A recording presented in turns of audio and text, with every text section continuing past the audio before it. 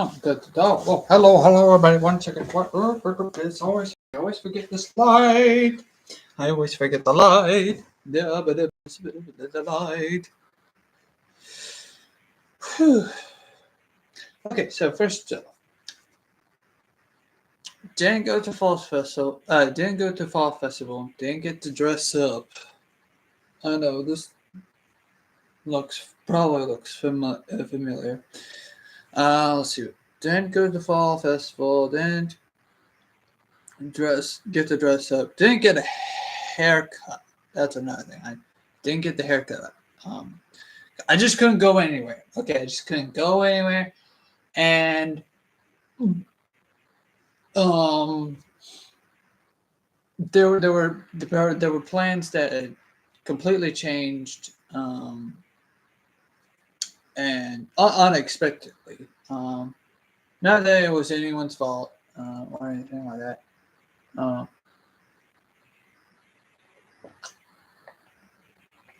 And because of that, I just didn't. I just wasn't in the mood to do the hot rod video for on the shelf. I will get to it before this month is over. But for once, it feels good to finally be caught up with the whole monthly on the shelf videos. For once, well, not for once, but yeah, mostly. I kind of want to do more, or do something else, or focus on a different figure altogether, or this, whenever. Yeah. So yeah. There's a lot of controversy on YouTube and whatnot, all those stuff, and Twitter and all other stuff. But that's the side point.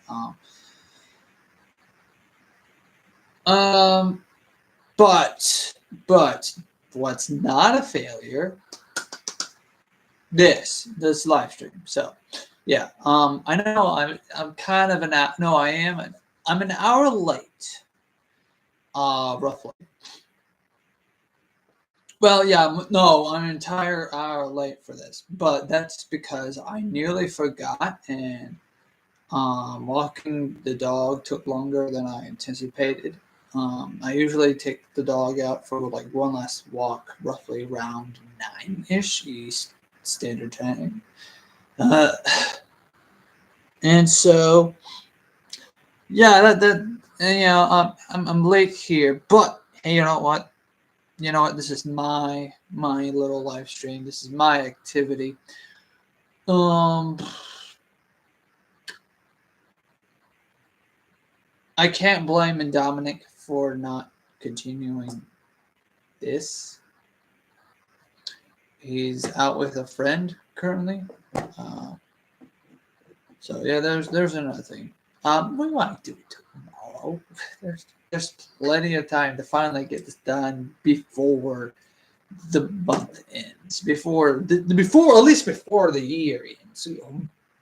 All right, okay. So before the year ends, we'll get this done. This is like need to do list. He has a lot of on the shelf videos that he needs to also cover.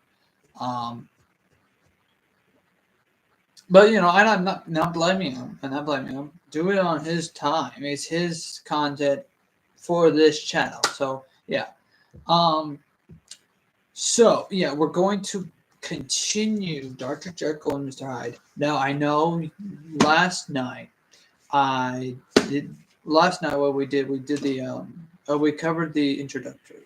And this is kind of rather short and sweet. Not short and sweet, but like short but also very detailed and also very kind of charismatic. It's kind of story.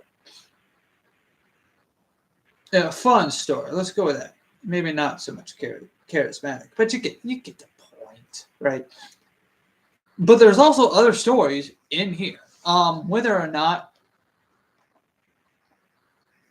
I'll read them, nah. Oh well. What I'll do though is if I finish early tonight, I'll get to I'll get onto this or whatever. But so what happened in the story so far in Dr. Jekyll and Mr. Hyde is that there's this guy who ran into a bulky figure, kind of ugly, kind of just weird, out of place character. Right? He bumped into a girl, and the girl was injured, apparently badly enough to be for the nearby doctor to rush out of his little clinic or something. And then he forced Mr. Hyde, or no, okay, yeah, it's Mr. Hyde. If you watch the previous stream, yeah, okay, it's Mr. Hyde. Okay, he bumps into Mr. Hyde, right? And he's telling the story. This guy is telling the story to his lawyer, and they're a bit speculative. They want to know, who is this Mr. Hyde, or not? Well, guy, this Hyde person. He seems odd, right? And there's also this house. There's like a bunch of houses that are like kind of stacked onto each other, or not stacked onto each other, but like stacked against each other on the block, or buildings, apartments rather, homes. And so they're like, well, I'm not certain if anyone's home at this person's place that's on the block, because they have windows on the second story, but not on the first, which is odd. And it's just the ugly, slightly. It's an ugly building with chimneys. There's probably someone home, but you know how these buildings are rather close to each other. These apartment buildings are rather stacked on each other, so can't ever tell. And they really want to investigate. They notice that this Hyde person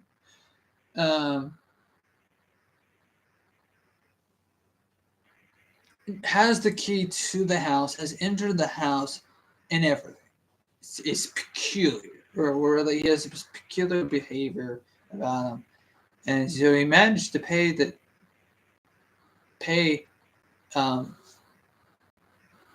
for the family, because the man like roughed him up a bit, kind of like, hey, listen here, you do not literally run over this little girl with your massive body, or not massive body, but your adult form, right? And it just, right? He's just practically bold. The modern terms would be like this bulky person bulldoze or something, right? Right? So basically that happened. Like, and the lawyer's like, where?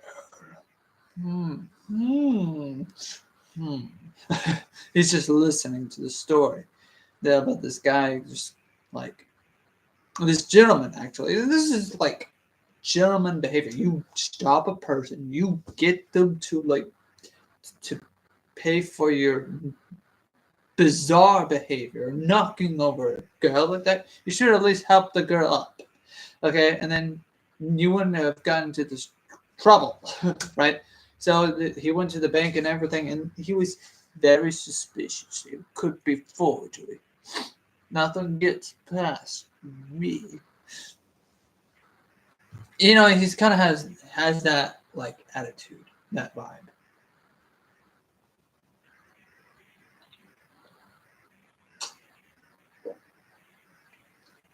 So yeah, you get this guy. He's like T-posing everyone, right? He's kind of just T-posing, turning his diamonds on everyone. Right. Gets stopped by the main character, or I'm assuming it's the main character. Anyways, gets stopped by this guy. Right? He's like, "Hey, listen here. You pay for this, and this girl you injured." The dude writes a check. It hands them money, like actual legit. Goes inside the house, hands him the actual legit money, and since it was not enough, he also writes a check.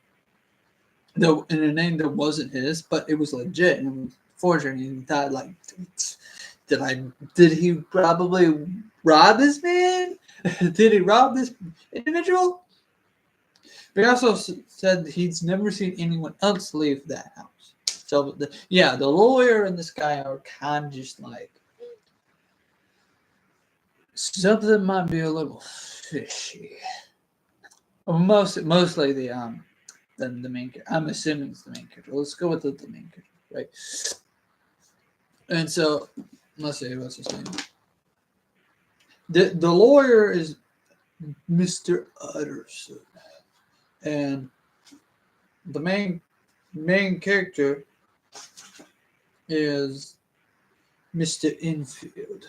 Mr. Infield, and I gave him like a Mr. Well, you see, sir, I give him kind of like that voice, kind of like a. Well, you see, it seems quite queer to me. You don't bother with queer street. Queer street. You know, I gave him kind of a queer street kind of voice. Well, you see, and I gave Mr. Edison a deep voice. Not too deep a voice, just kind of old man. Kind of, since he was described like an old man. He was a king. Anyways. And so now we're on. Well, it's called Story of the Door. And it's funny. This man starts talking about this door. He would have just stopped talking about the door. So the next chapter is the search for Mr. Hyde, which is where I'm stopped. And I'll continue from here onward. But before I do, let's put the book down for a second. I need to check the computer, see if I'm alright, and all that jazz. And yes, I'm excellent. I'm good. I'm good as green. Good as gold. But it's not letting me.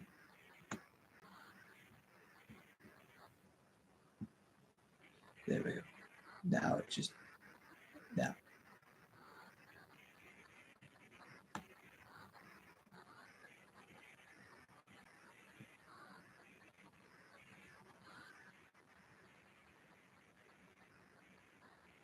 Oh.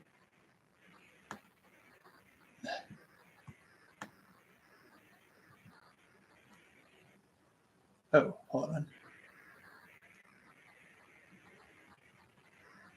This is a bit odd.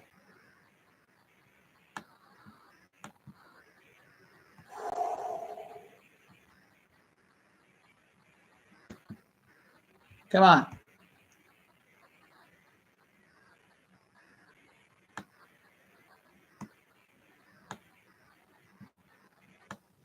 At least move right here. Okay, there we go. That's much better. There we go. Okay. Now we begin. Right? We continue the story.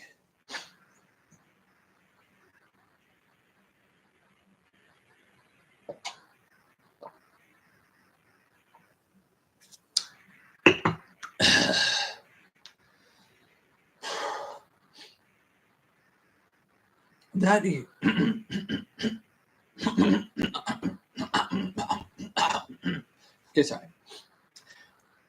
That evening, Mr. Utterson came home to his bachelor house in somber spirits and sat down to dinner without relish. It was his custom of a Sunday, when his meal was over, to sit. Hello? Hold on. There's a notification. Gosh dang it. This is annoying.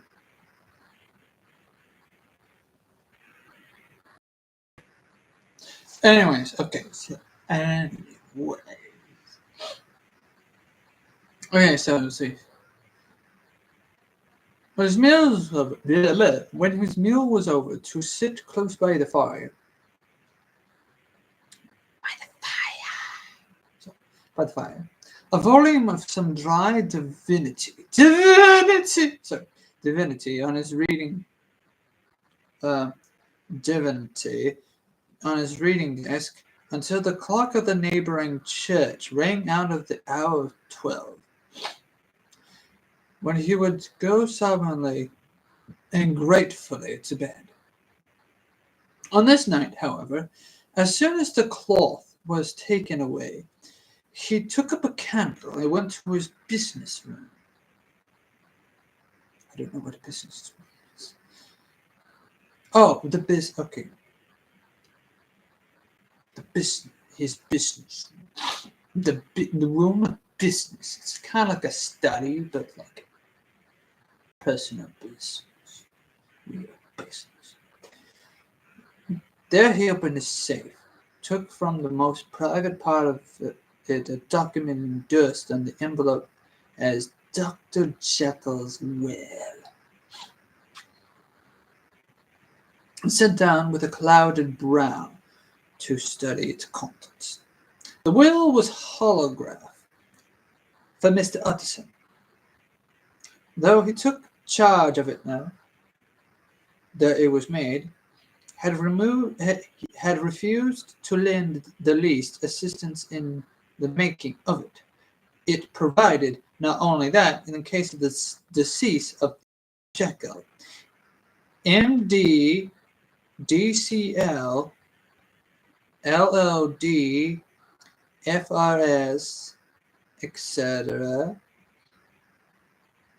All of his possessions were to pass into the hands of his friend and benefactor, Edward Hyde.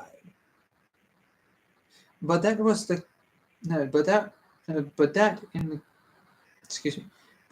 in case of Dr. Jekyll's disappearance or unexplained absence for any period of exceeding 3 calendar months. Oh wow, that's very detailed. Very detailed. 3 calendar months.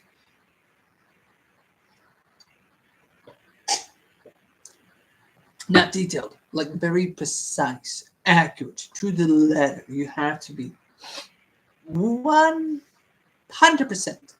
especially with wills. Anything, I've been told with anything that has to do with like legal papers or wills or whatever, you want to be as precise as possible, so that you have to be as clear and as precise and as consistent as possible. If you can do all of that, there would be no fuss, no what ifs, no buts, or, well, you see, Your Honor, I've taken all these many fields of language and reading comprehension and all these other literacy classes and all that stuff. He clearly wrote this word with this definition to define this circumstance. So my client clearly deserves a lot more. And then it's I hate people who are like that. I don't hate, but it's just like, it's annoying.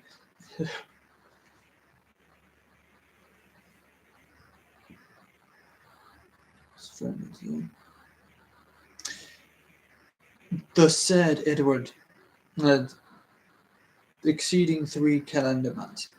The said Edward Hyde should step into the said Henry Jekyll's shoes without further delay and free from any burden or obligation beyond the payment of a few small sums to the members of the doctor's household. This document had long been the lawyer's eyesore. It offended him, both as a lawyer and as a sane and customary sides of life, to whom the fanciful was the immodest, and hetero, hit, hit, hit, hetero, hetero,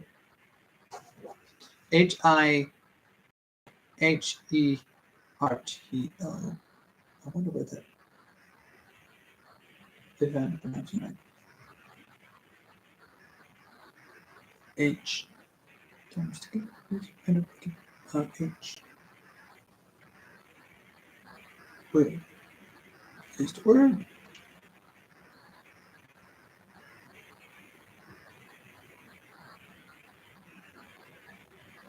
Hit. Oh, hetero? Hetero? Hetero. Hetero.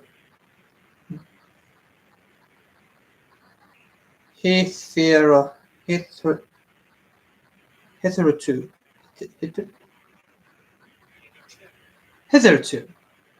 Hitherto. Hitherto. Okay, so hitherto. I don't know why I did not see the two. That's odd. Until now, and to the point in time under discussion. Okay. Hitherto. Hitherto. Hitherto. Hitherto. Hitherto. Oh, wow.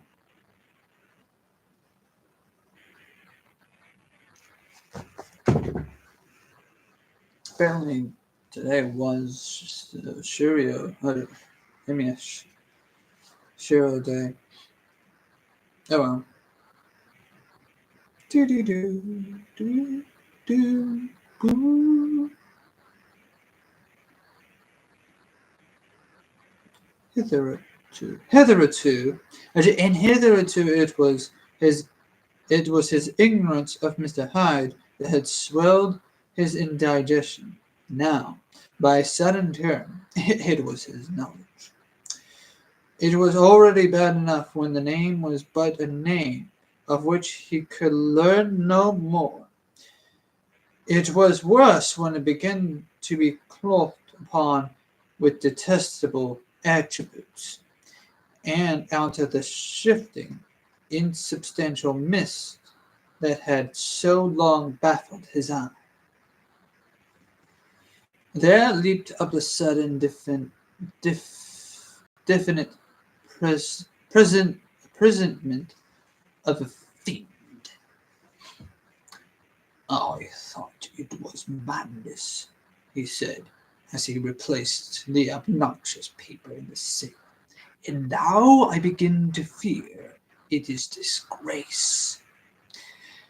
With that, he blew out his candle, put on a great coat, and set forth in the direction of the Cavendish Square, that citadel of medicine, where his friend, the great Dr. Lanyon, and his house received his crowding patients.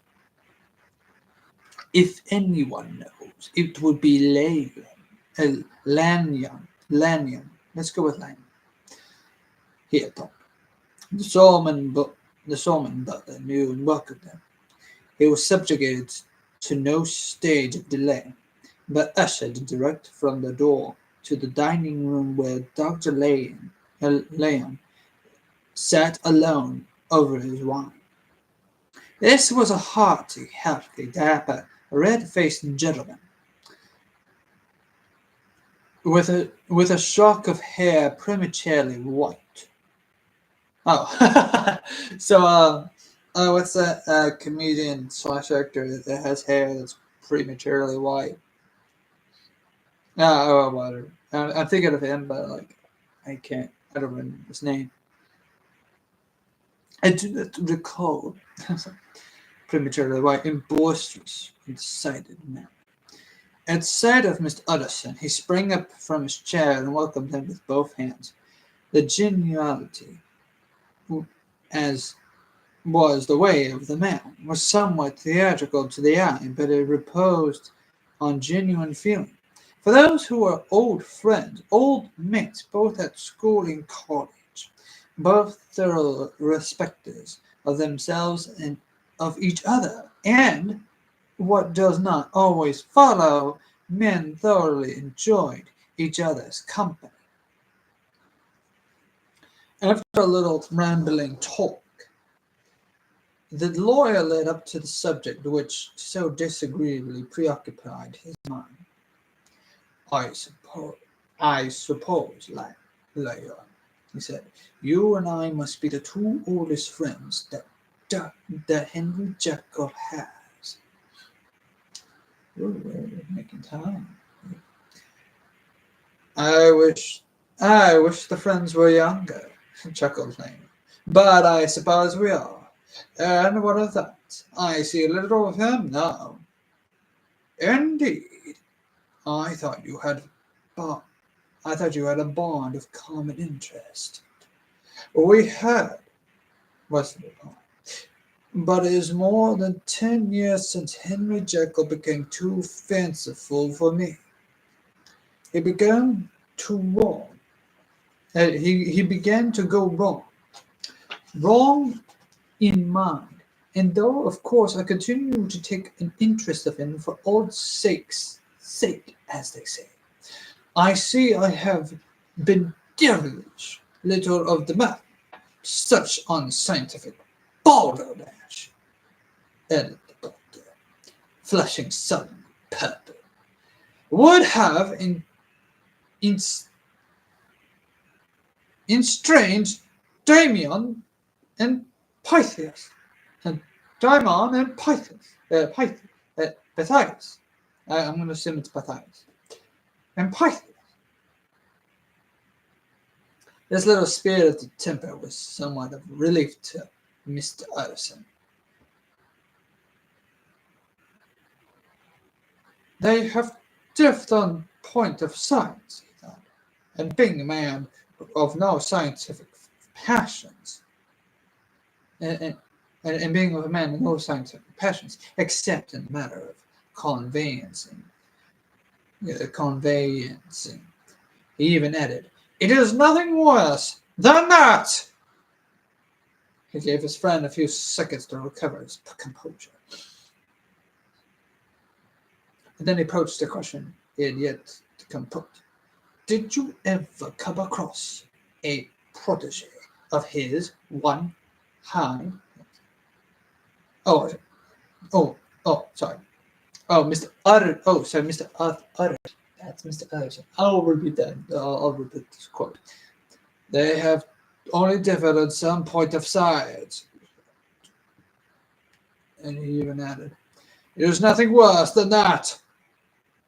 Okay, and then it goes, "Did you ever come across a protege of his, one Hyde?"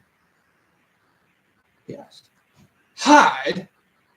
repeated Leia. "No, never heard of him since my time."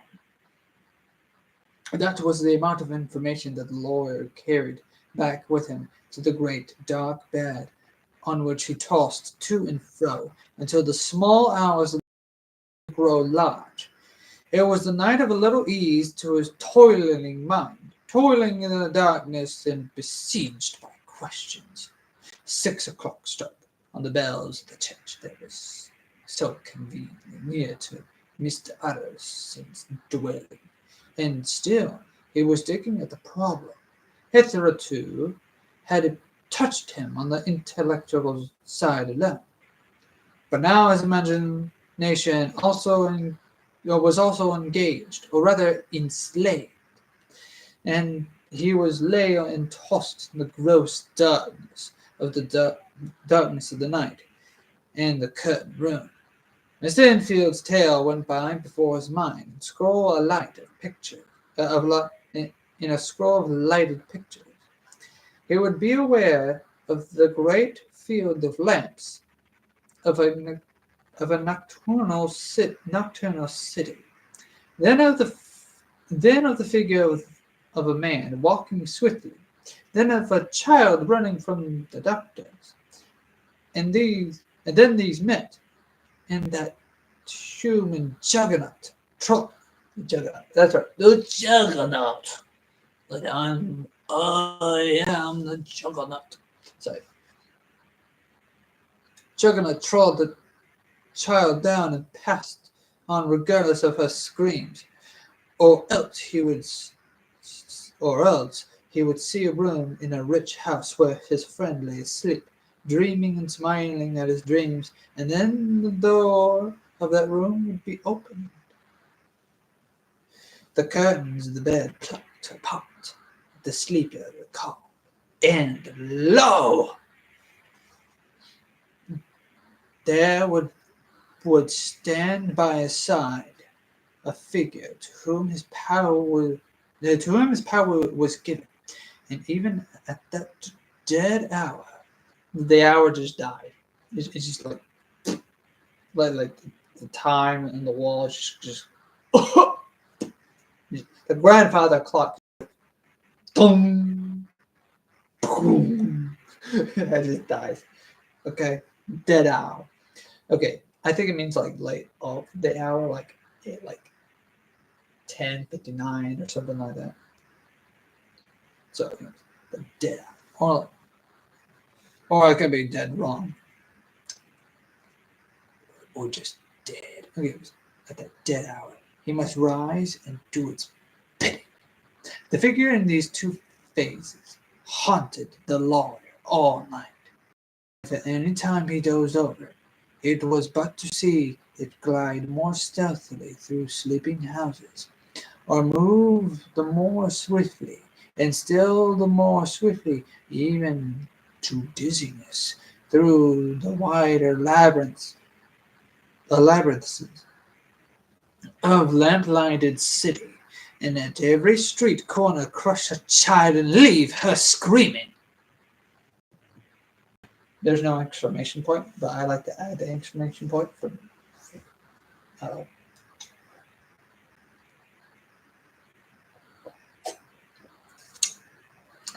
intensity. Leave her screaming. And still the figure had no face which he might note. Even in his dreams, it had no face, or one that baffled him and melted before his eyes. And thus it was that there sprang up and grew apace in the lawyer's mind, in a singularly strong, almost an inordinate curiosity to behold the features of the real Mr. Hyde. If he could but once set eyes on him, he thought the mystery would lighten and perhaps roll altogether away, as was the habit of mysterious things when well examined. Oh, someone liked this video? What? Someone's watching this? What? What? Fine.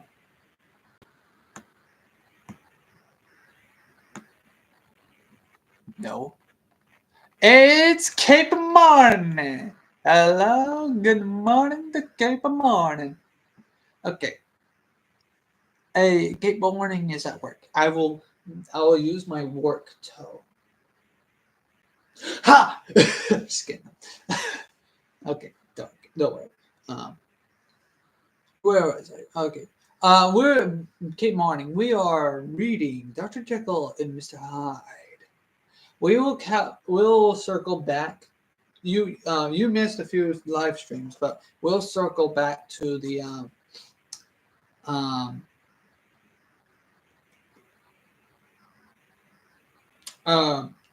the artificer. We'll circle back to the artificer, but right now it's the month of October, and I kind of want to get something spooky. So, the strange case of Dr. Jekyll and Mr. Hyde This is my first time reading it, by the way.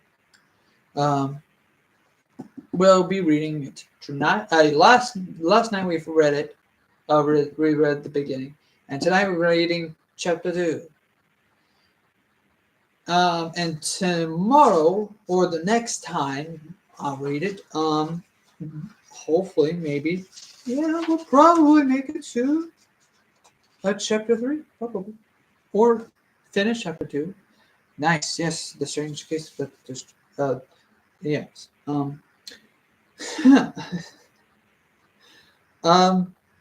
And it's really intriguing, and I'm also practicing some fake British accents, so it's very intriguing.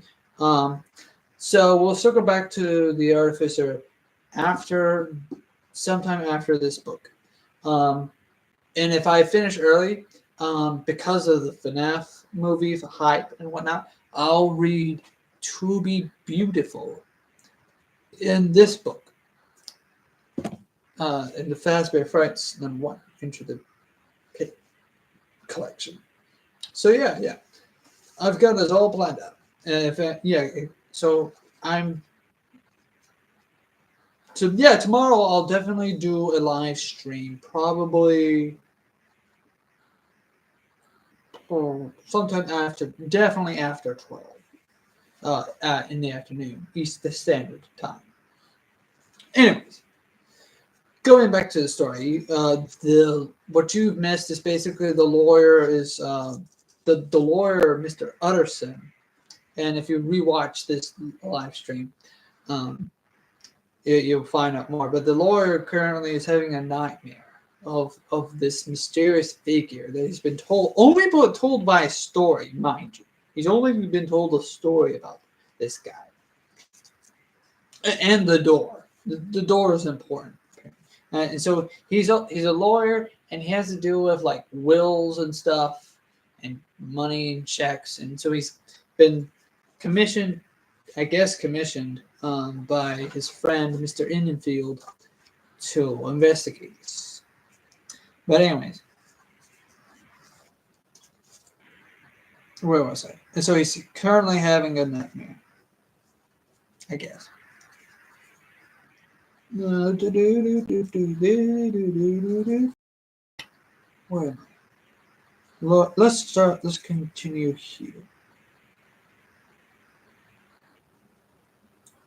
Where was I?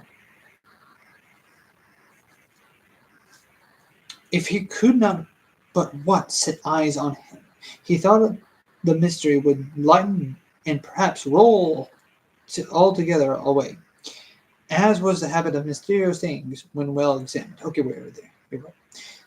We're right here. He might see a reason for his friend's strange preference or bondage. Call it which which you please. And whenever I do this, it's parentheses. Call it which you please.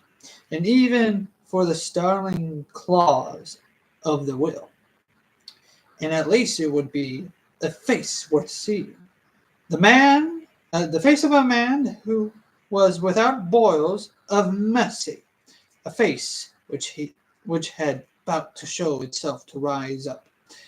Raise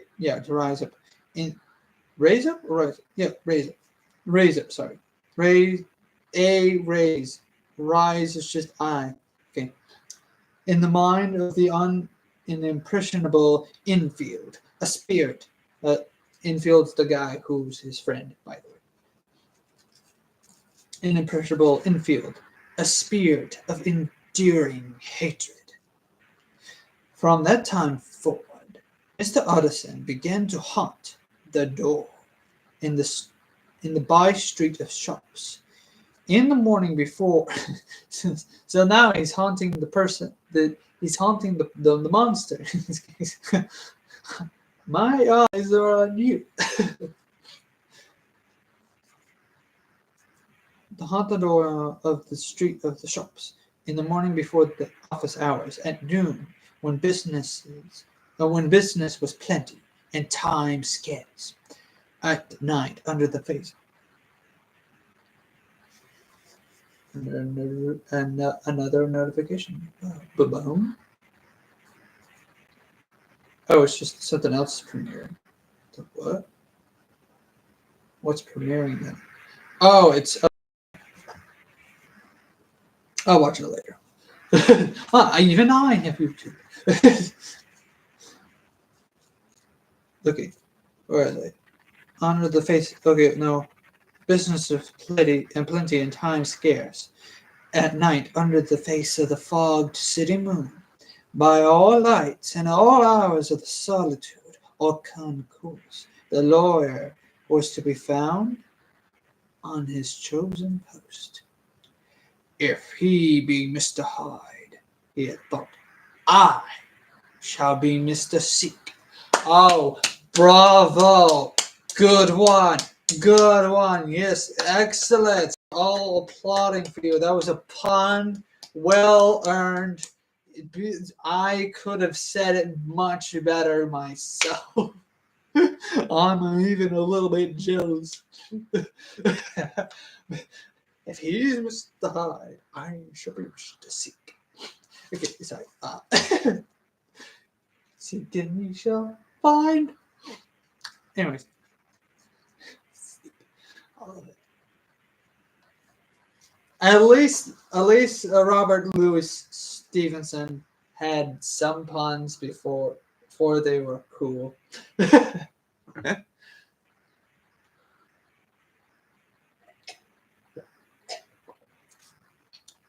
You know what's funny? I didn't even know that was a legit quote from the book. And me and my brother, whenever we would do skits, we would do like funny like little left and right of like I'm pretending that I'm like some sort of like Mr. Hyde character or something like that. Or he would pretend he was like some sort of Mr. Hyde character. And I didn't know this was an actual quote. But I'd be like, if he's Mr. Hyde, then I shall be Mr. Seek. And so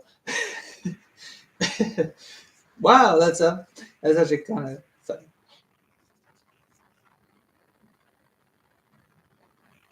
Alas, his patience was rewarded. It was fine, dry night, frost in the air. Ooh, frosty the snowman. So, frost in the air. The streets as clean as a ballroom floor. The lamps unshaken by any wind, drawing a regular pattern of light and shadow. By 10 o'clock, the shops were closed. The by street was very solitary and, in spite of the low growl,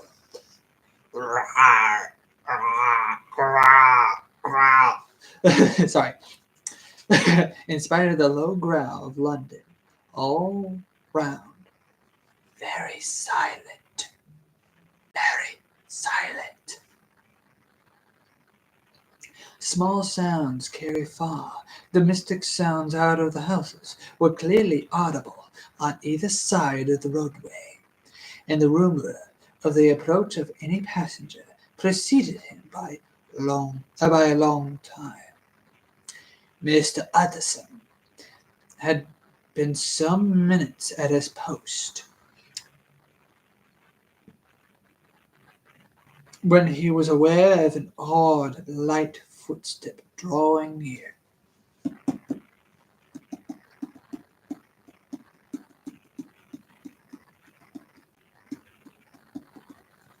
This is my best footstep. I don't know if you can hear that. Oh well, whatever. For some reason, I just wanted to make. Oh, footsteps. I got feet. Whatever. I don't want to still do art. I don't want to like actually knock the connection that I have here, the loose connection. Anyways.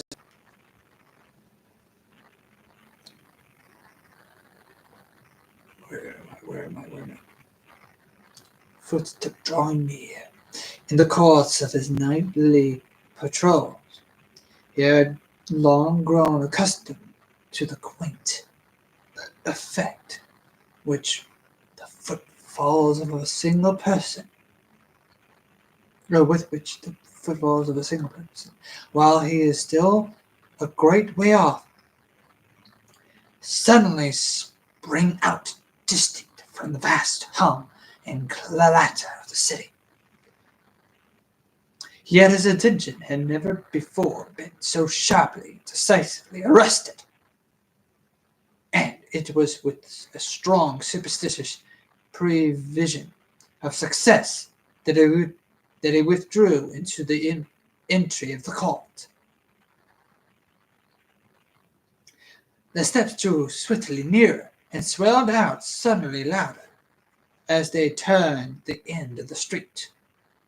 The lawyer, looking forth from the entry, could see what manner of man he had to deal with. It was the Slender Man. Just kidding. No, sorry. That would be funny. What? I'm reading Mr. Hyde. How did the Slender Man get in here? Just kidding. No. By the way, the anniversary of the game was released, I think, yesterday or the day before. So yeah, a lot of people are playing it.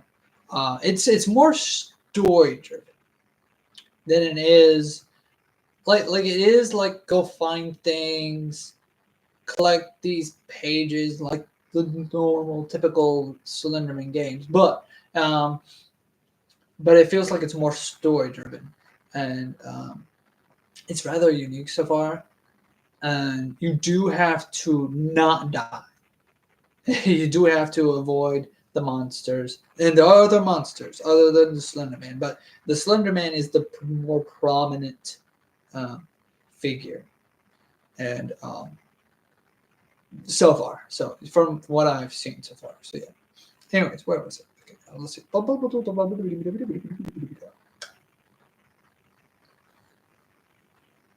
The steps drew swiftly near and swelled out suddenly louder as they turned the end of the street. The lawyer, looking forth from the entry, could soon see what manner of man he had to deal with.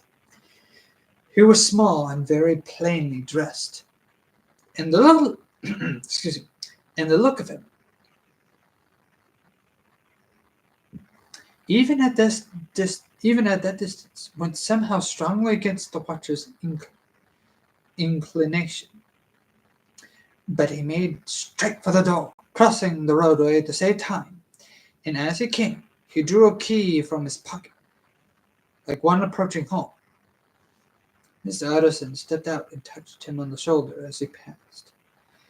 Mr. Hyde, I think. Mr. Hyde shrank back with a hissing intake of breath. But his fear was only momentary, and though he did not look the lawyer in the face, he answered coolly enough, "That is my name. What do you want?" "I see you are going in," returned the lawyer. "I am an old friend of Dr. Jekyll, Mr. Utterson of Gaunt Street. If you have heard of my name, and meeting you so conveniently, I thought you might admit me." "You will not find Dr. Jekyll. He is from home," replied Mr. Hyde, blowing in the key. And then suddenly, but still without looking up, "How did you know me?" he asked. "On your side." Oh, no, he not in parentheses. I'm just sorry. "On your side, Mr. Utterson." I said, "Mr. Utterson, will you do me a favor?" "With pleasure," replied the other. "What shall it be?"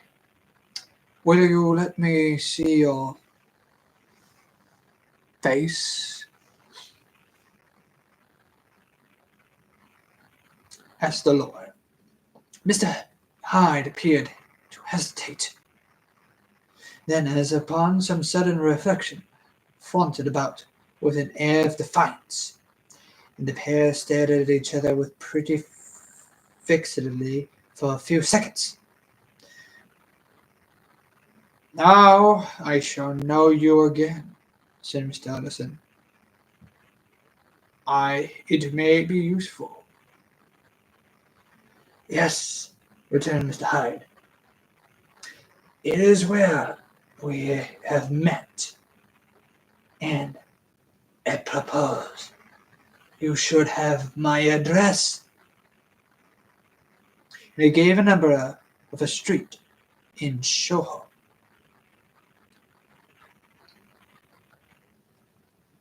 "Good God!" thought Mr. Addison. "Can he, too, have been thinking of the will?" But he kept his feelings to himself, and only grunted in acknowledgment of the address. "And now," said the other, "how did you know me?" "By description," was the reply. "Whose description?" "We have common friends," said Mr. Anderson. "Common friends," echoed Mr. Hyde, a little hoarsely. "Who are they?" "Jekyll, for instance," said the lawyer. "He never told you," cried Mr. Hyde, with a flash of anger. "I did not think you would have lied." "Come," said Mr. Addison, "that is not fitting language. You're speaking Japanese to me. That's not very fitting at all. What now, you're speaking German? Please speak English to me." "No, not Canadian. Anything but Canadian."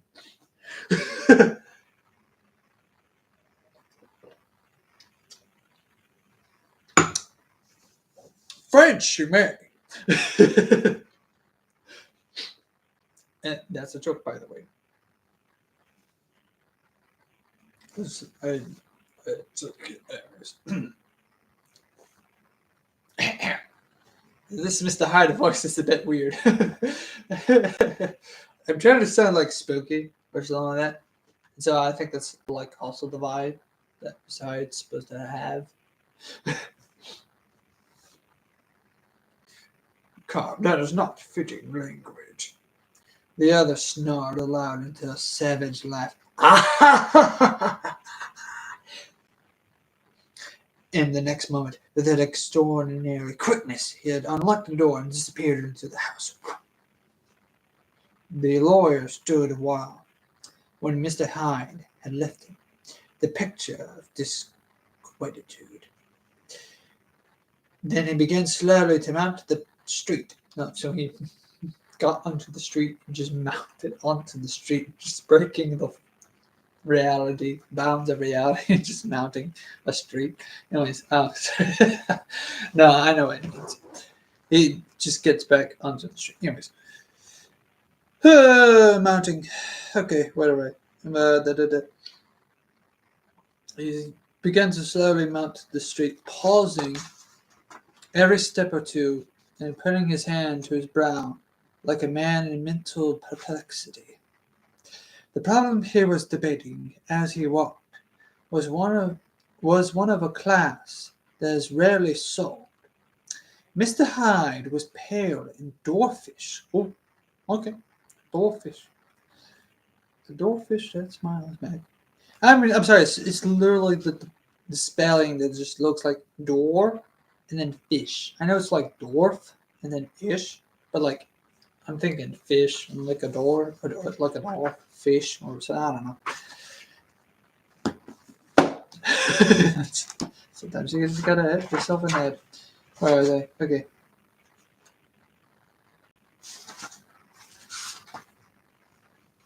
Okay, we're over here. Yeah, we're making time. We're making good time. Yeah, we got time. We got plenty of time. Time after time. Yeah. Yay. Okay, where Dollfish, he gave an impression of deformity without any nameable malformation. He had a displeasing smile. He had borne himself to the lawyer with a sort of murderous mixture of timidity and boldness, and he spoke with a husky whisper. I was right. I was on the nail. That was it. I hope you're enjoying this, Cape Morning, because I am. I'm definitely enjoying this. This is enjoyable. Whispering in somewhat broken voice. I try to get the broken, little broken voice. And all these points were against him, but not all of these together could explain the hitherto unknown disgust, loathing, and fear with which Mr. Utterson regarded him. There must be something else, he said. Said the perplexed German. There is something more, if I could find a name for it. God bless me, the man seems hardly human. Savages, hardly human. Seems hardly human. Something drugged on you.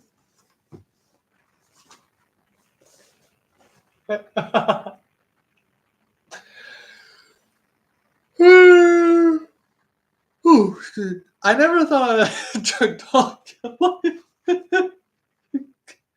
I never thought I would see that word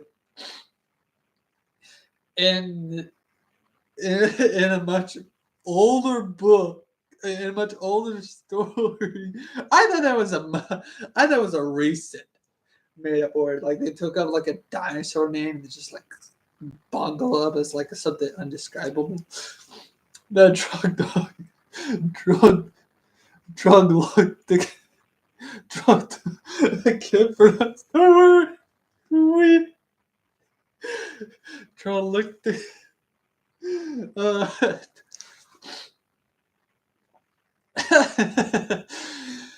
Whew, okay. Troglodytic,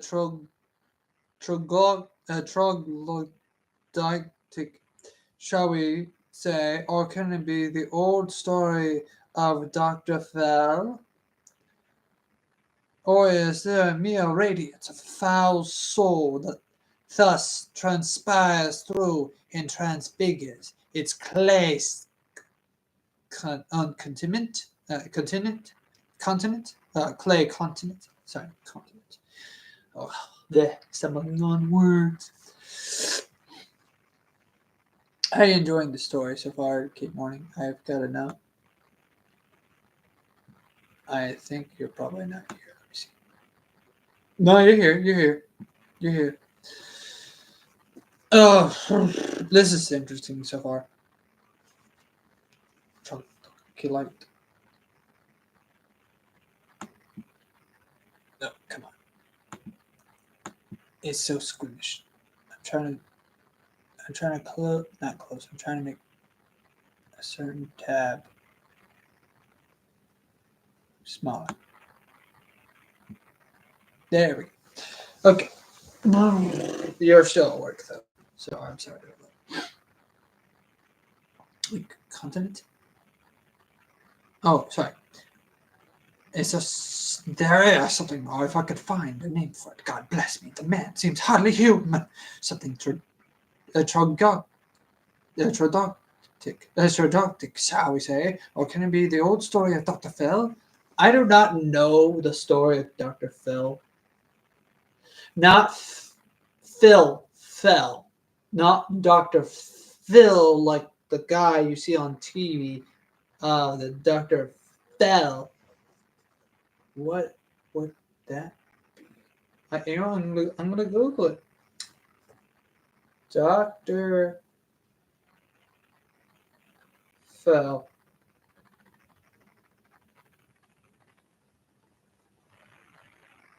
I do not like the Dr. Phil. Oh, it's a nursery rhyme. What? Huh.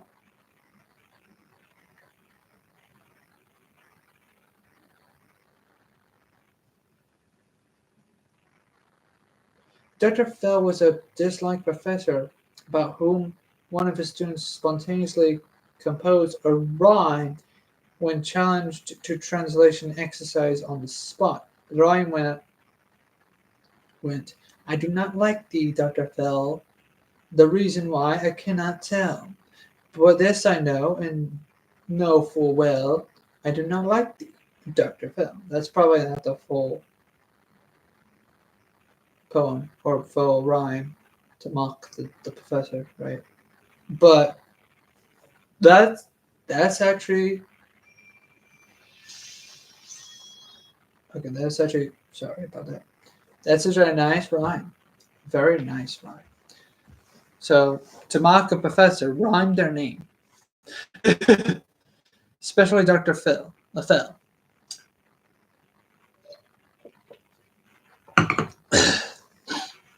I'm gonna see if I can use that on Twitter and see if anyone gets that reference.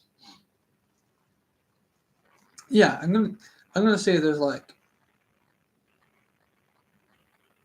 I'm gonna like yeah I'm gonna see if I can tweet it or something or whatever. Well, you learn something new every day, even when you read. I wonder if it's still used. How many old people still use it? How many new people still use it? Or not new people. How many of you kids at home? How many of you kids at home know this phrase? I don't. So whatever. Okay. Dr. Phil? Or is it the mere radiance of a foul soul that thus transpires through? It transfigures its clay's continent? The last, I think. Oh, my poor old Harry Jekyll. Harry's I think, has a nickname for Henry, or at least that's what I'm told. And this is probably confirming that Harry Jekyll, if I ever read Satan's signature upon a face, it is on that of your new friend. Yeah, why would he give a sign of will to like someone who's just mean?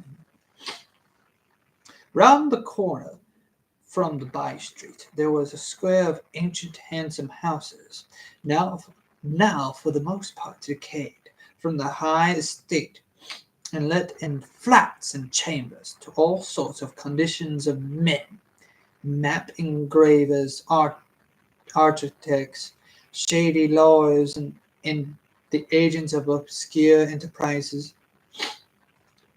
One house, however, second from the corner, now the third, to be precise,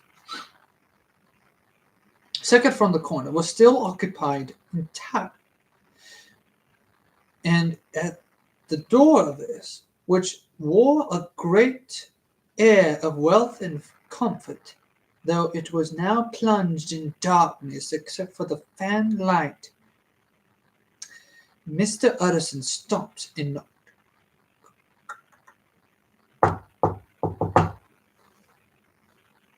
A well-dressed and elderly servant opened the door. Is Dr. Jekyll at home, Poole? Poole. Poole spelled with Poole. So I think you don't pronounce the E.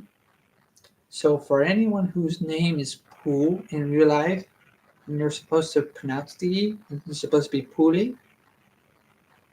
I'm sorry, but I am going to pronounce it as just Poole. You can correct me, and if it is pronounced Pooley, and if I am pronouncing it correctly, then tell me, correct me somewhere in the comments or something like that. So please do so. Correct me. I will gladly correct myself. I'm not Googling that. I rather have to have some sort of engagement, from you. Anyways,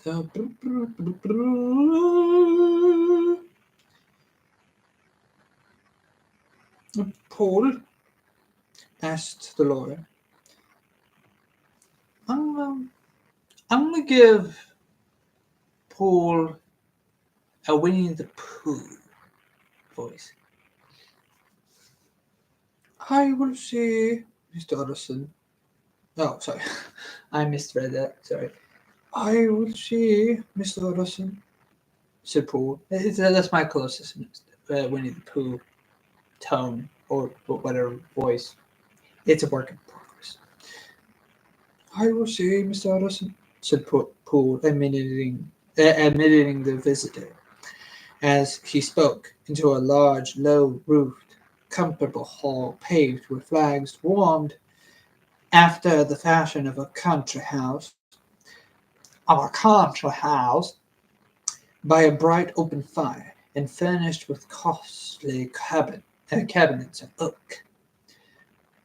Will you wait here by the fire, sir, or shall I give you a light in the dining room?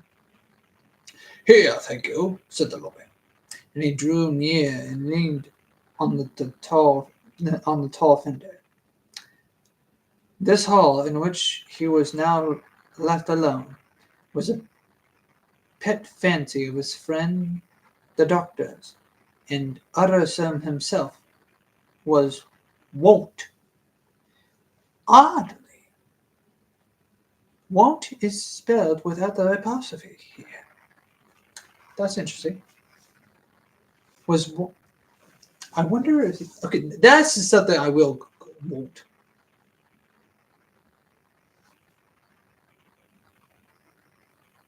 Oh, what's customary behavior in a particular situation? What?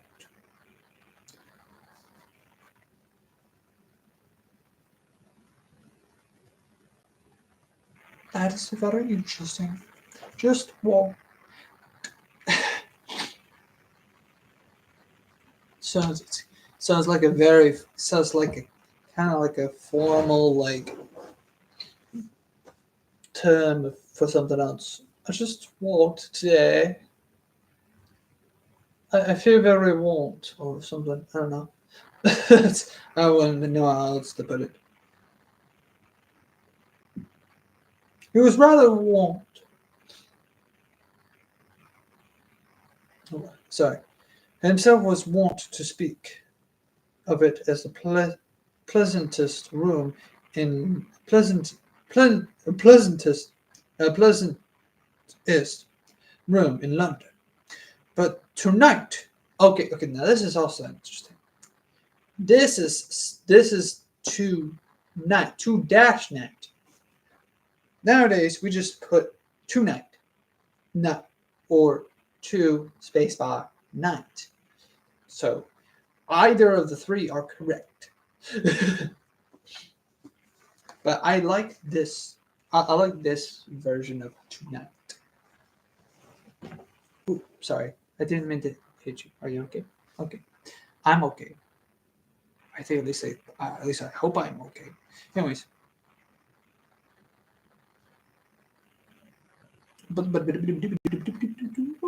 tonight there was a shudder in his blood.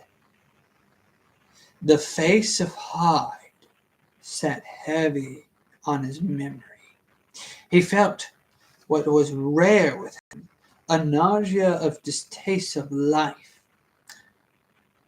and in the gloom of his spirits, he seemed to read a menace in the flickering of the firelight on the polished cabinets and the uneasy starting of the shadow on the roof. He was ashamed of his relief when Poole presently returned to announce that Dr. Jekyll was gone out. I saw Mr. Hyde go by the old dissecting room, Poole. They have room dedicated to dissection? Gosh, here in houses we have rooms called the foyer, the study, the business room, the laundry room.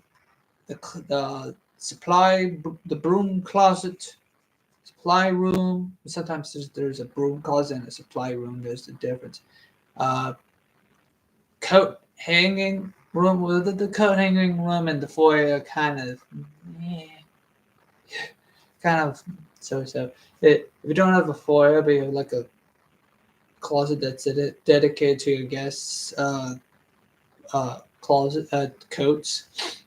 There's a lot of rooms, but I didn't think there would be a dissecting room. I thought that you just have a separate room called the science room or the chemistry room or something.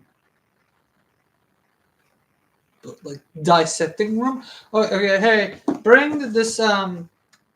uh bring my dead friend over here. I'm going to casually dissect him while I sip some tea and eat mushrooms.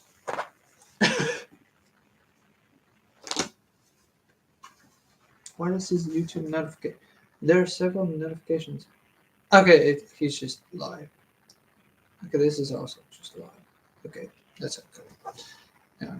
So, hey, if you want to invest into a dissecting room, uh, I can imagine like a person that's like, hey, I need you to design some rooms for me.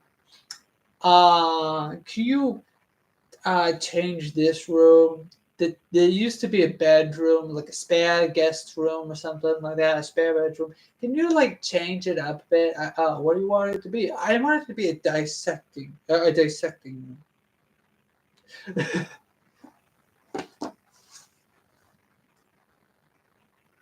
I'm pretty sure back then that would be okay, but like nowadays it'd be like a dissecting room. Yeah, don't worry. I just dissect dead animals, and dead humans, casually. Sorry. Where was it?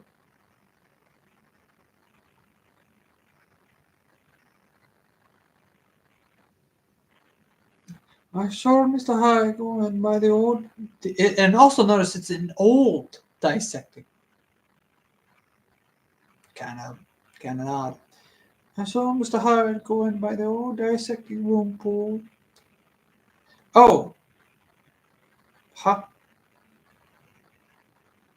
Oh, I misread this. I saw Mr. Hyde going by the old dissecting pool. He said, "Is that right? When Dr. Jekyll is from home?" "Quite right, Mr. Addison said," replied the servant. Mr. Hyde has a key. Your master seems to respond a great deal of trust in that young man, Paul," resumed the other musingly.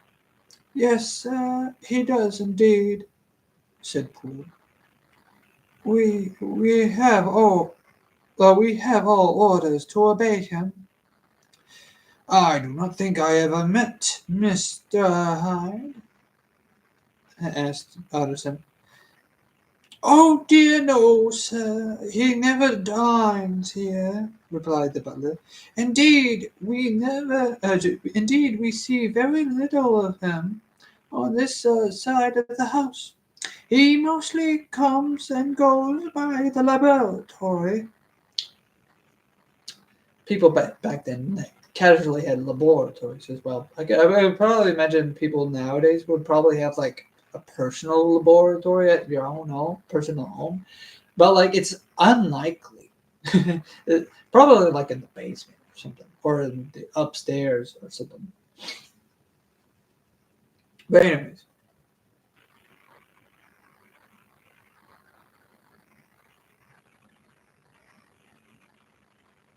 one comes by the laboratory. Well, good night, fool. Good night, Mr. Anderson. And the lawyer set out homeward with a heavy heart. Poor Harry Jekyll, he thought. My mind misgives me. He is in deep waters. An old phrase. My mind misgives me he is in deep waters. When he what he was excuse me. He was wild when he was young. He was wild when he was young. A while ago, to be sure. But in the law of God, there is no statute of limitations. Aye, it must be that. The ghost of some old sin, the cancer of some concealed disgrace, punishment coming, pied clado. Years after memory has forgotten and self-love condoned the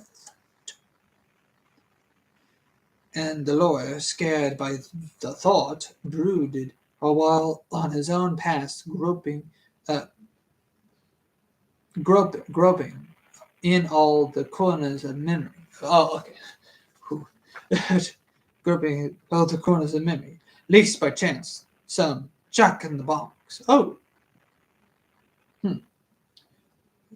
some jack in the box of an old iniquity should leap to light there. His past was fairly blameless. Few men could read the rolls of their life with less apprehension. Yet he was humbled to the dust by many ill things he had done, and raised up again to a sober and fearful gratitude by the many he had come so near to doing, yet avoided. And then, by a return on his former subject, he conceived a spark of hope. This Mr. Hyde, if he was studied, he thought, must have secrets of his own, black secrets.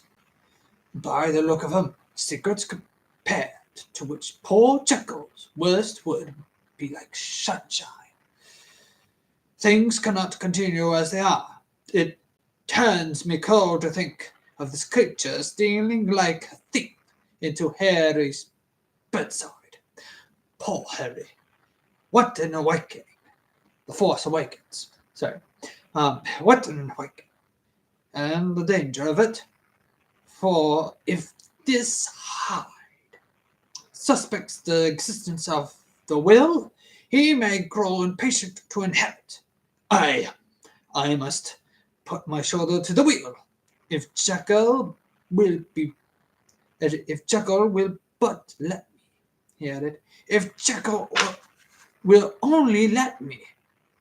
For once more he saw before his mind's eye, as clear as transparency, the strange clauses of the will. Chapter 3. Dr. Jekyll was quite at ease. And we'll end it here at the end of chapter 2. This lawyer is investigating, and we've met two characters, Leon and Poole, and now we have also three. Well, we also met Mr. Hyde. Whew.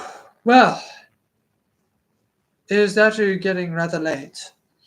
12:09. Well, I need sleep so that tomorrow I could do this again. Perhaps. Maybe. Most likely.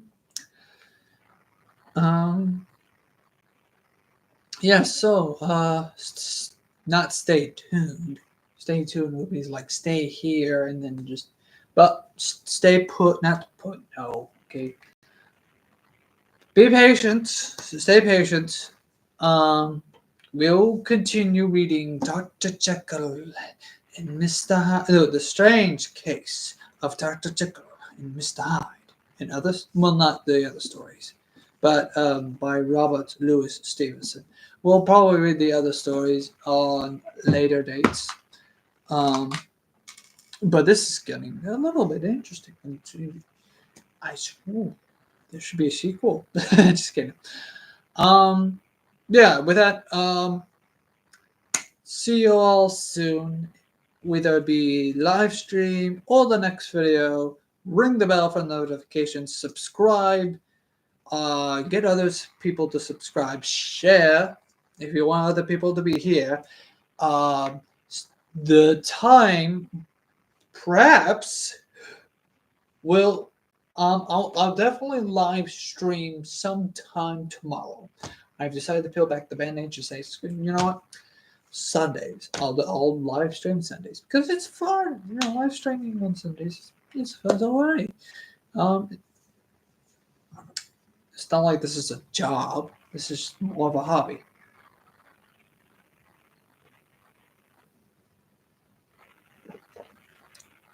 But anyways, so yes, see you all soon. Tomorrow, sometime after 12.